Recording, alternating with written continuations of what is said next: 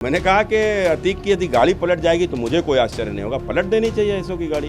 ये नहीं, भविष्यवाणी नहीं की, मैंने कहा यदि गाड़ी पलट जाए तो मुझे आश्चर्य नहीं होगा। बीजेपी के वरिष्ठ नेता और सांसद सुब्रत पाठक हमारे साथ हैं। सुब्रत जी, प्रयागराज में जो दोषी थे शूटआउट के, उनके घरों पर बुलडोजर चल रहा है और ये सभी अतीक के करीबी हैं।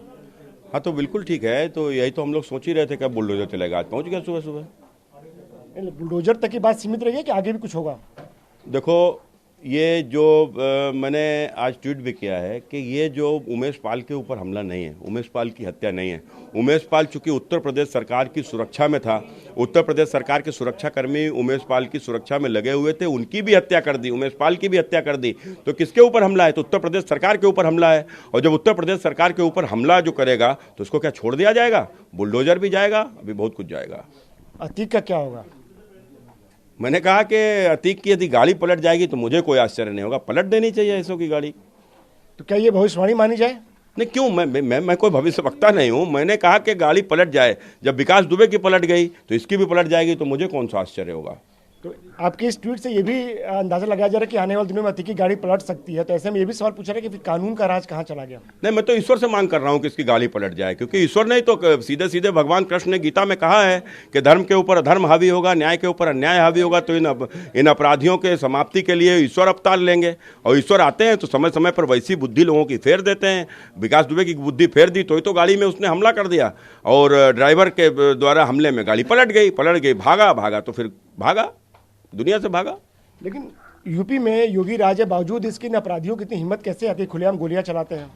अब देखो, जिस उत्तर प्रदेश की राजनीति का अपराधीकरण कर दिया गया हो, समाजवादी पार्टी के संरक्षण में जिसका अपराधीकरण हुआ हो, और वह अपराधी केवल ये एक मुख्तार अंसारी, अतीक अहमद जैसे ही अपराधी नहीं है। ये अपराधी गांव-गांव हैं। ये अपराधी समाजवादी पार्टी की सरकार में गांव में बैठे आतंकी थे, जिलों में बड़े बड़े अपराधी थे। तो ये अपराधी इतनी जल्दी तो समाप्त नहीं हो जाएगा। अभी तो उस समय चूंकि तो वही व्यवस्था से जन्मे हुए हैं कि 1 मुकदमा लिखेगा, 2 मुकदमा लिखेगा, 4 मुकदमा लिखेगा, 100 मुकदमा लिखेगा, जेल जाएंगे, बिरयानी खिलाई जाएगी तो बिरयानी खाते रहेंगे। तो आज शायद लगता है कि इनको लगता है कि उसी प्रकार की सरकार है, तो ही तो इनकी हिम्मत पड़ गई। अब इनकी हिम्मत पड़ गई है तो उसका जवाब सरकार देगी इनको।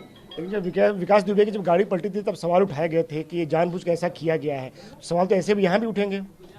देखो, कुल मिलाकर उत्तर प्रदेश में गरीब, शोषित, वंचित, कमजोरों ने मिलकर उत्तर प्रदेश में भारतीय जनता पार्टी की सरकार बनाई है। उनको न्याय दिलाना, उनकी रक्षा करना सरकार की जिम्मेदारी है। अब गाड़ी पलटे चाहे बुलडोजर चले। लेकिन ये कोर्ट है, कानून है, उसका क्या फिर अगर ऐसी गाड़ी पलटती रही तो? देखो, जो वो कानून की भाषा समझते ही कहाँ है? बता तो रहे, 100 मुकदमे लिख गए, 150 भी लिख जाएंगे, उनके ऊपर कोई फर्क पड़ने वाला नहीं, क्योंकि वो तो जेल में जाएंगे। सरकार के सरपरस्ती में वो जेल से अपना राज्य चलाएंगे। 200, 300, 500, हजारों करोड़ों की संपत्ति बनाएंगे। तो उनको भाषा ही नहीं समझ में आती। तो बंदूक की भाषा समझते हैं, क्योंकि वो तो गोली मार देंगे, और गोली मारने के बाद लोगों के मन में इस प्रकार का डर हो जाएगा, किसी की जमीन के ऊपर कब्जा कर लेंगे, कोई विरोध करने नहीं आएगा, कोई इनके खिलाफ न्यायालय में मुकदमा लड़ने नहीं जाएगा, पुलिस में कोई FIR कराने नहीं जाएगा, केवल इसके डर के मारे। तो डर क्यों है? बंदूक के कारण से। तो जिनको बंदूक की भाषा समझ में आएगी उनको बंदूक की भाषा समझाई जाएगी। तो आपने भविष्यवाणी कर दी कि अतीक की भी गाड़ी पलटेगी, तो कुछ समय में बताएंगे कब तक पलटेगी? मैंने ये नहीं भविष्यवाणी नहीं की। मैंने कहा यदि गाड़ी पलट जाए तो मुझे आश्चर्य नहीं होगा। कब तक पलटेगी? ईश्वर से चाहता हूं कि आज ही पलट जाए। शुक्रिया हमसे बात करने के। कमसा शो के साथ आनंद प्रकाश पांडे, TV9।